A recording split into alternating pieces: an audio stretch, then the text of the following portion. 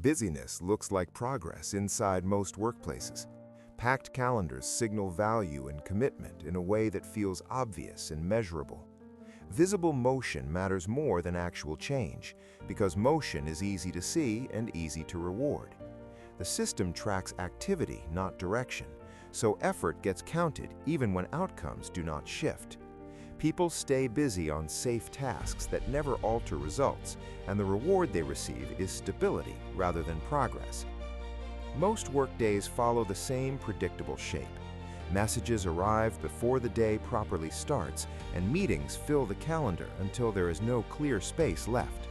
Small tasks stack between calls, filling every gap with something that feels necessary. Each item makes sense on its own, even when none of them move anything forward. By the end of the day, energy is gone and time is fully used. There is relief in being finished without clarity about what changed. The work feels complete because the schedule was honored. That feeling replaces the need to ask harder questions. This routine feels responsible and professional from every angle that gets measured. You stayed available, responded quickly, and remained engaged the entire time. From the outside, nothing looks broken. The calendar is full, and the system reads that fullness as success. Motion becomes the signal, because motion is what the system knows how to see. The common belief is simple and rarely questioned. Staying busy is treated as proof of value. A full schedule suggests demand, relevance, and job safety. If your time is constantly taken, it feels like you are needed. This belief fits how most workplaces are designed. Managers cannot easily measure thinking, judgment, or long-term impact. They can see attendance, response time, and calendar density. What gets seen becomes what gets rewarded.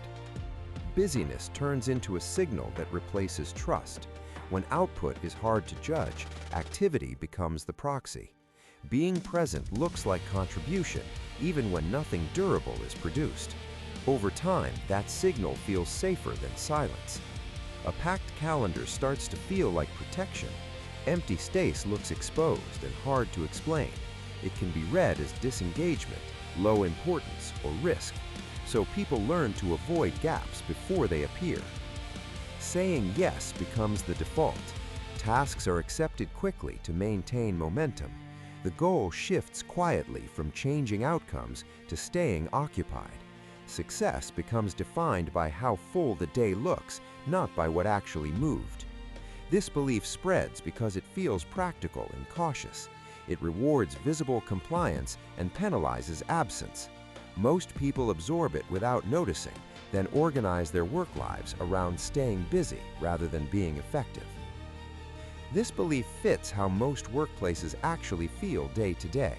Most roles are built around coordination, not clear outputs. Progress is spread across many people and hard to isolate. In that environment, visible effort feels like the only fair signal. Busyness also reduces friction. When everyone stays active, fewer questions get asked. Decisions move faster because nobody pauses to reconsider direction. Motion keeps things socially smooth, even when it is inefficient. There is comfort in constant activity. Being busy removes the need to justify your time. You don't have to explain what you're working toward if you're clearly working. Activity itself becomes the explanation. For managers, this belief lowers risk. A busy team looks engaged and controllable. Planning feels easier when behavior is predictable. Packed schedules create the appearance of momentum, which is often enough to satisfy reporting needs. So the belief reinforces itself from both sides. Workers feel safer staying occupied. Systems feel stable when people remain in motion.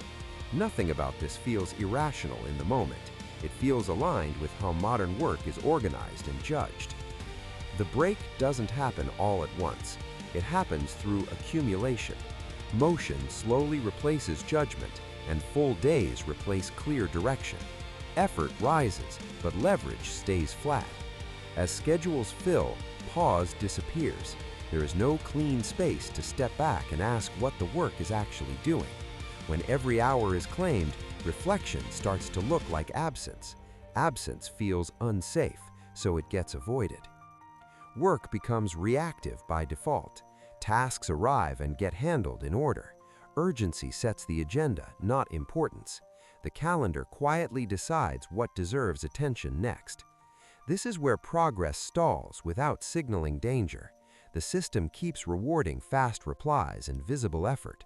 Outcomes matter less than responsiveness. Attention narrows to what is easy to justify and quick to complete. Anything that might change direction carries friction. It needs time, explanation, and risk. Busy systems don't make room for that, so those tasks get delayed again and again without being rejected outright. Nothing looks broken from the outside. Reviews remain acceptable. Deadlines are met. The days stay full, but the work shifts from creating change to maintaining motion. The loop stays intact even as movement leads nowhere. What is actually being rewarded is not effort or progress. The system is rewarding predictability.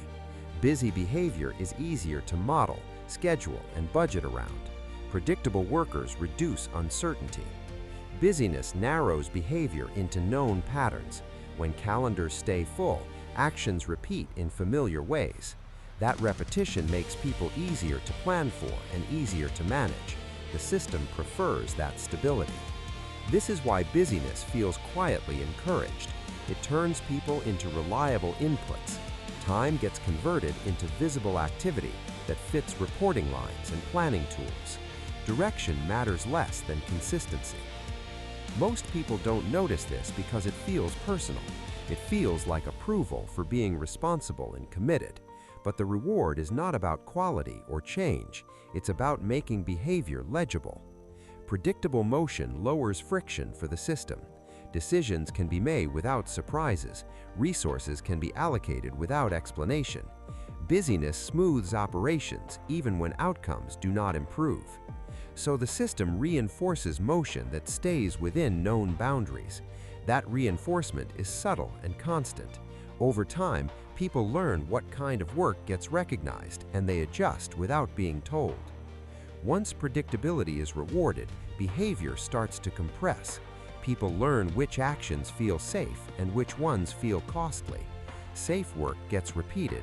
Risky work gets avoided even when it matters more. Choices narrow without being announced. You stop asking what would change things and start asking what will be accepted. Work that fits existing patterns moves faster. Work that challenges direction slows everything down. Busyness becomes self-protective. Staying active reduces exposure. It keeps you inside known expectations and familiar rhythms. The cost is optionality, but that cost is not visible day to day. Over time, this creates a quiet ceiling. You can move faster without moving differently. You can work harder without shifting outcomes. The system allows speed, but resists deviation. This is the trap. The reward structure teaches people to optimize for continuity. Motion stays high, but range stays tight. What looks like engagement is often just behavior staying within approved lanes. Nothing forces this narrowing. No one gives the instruction. It emerges from repeated signals about what gets recognized and what creates friction. The system doesn't block change directly. It makes change inconvenient. Busyness isn't rewarded because it works. It's rewarded because it stabilizes the system around it.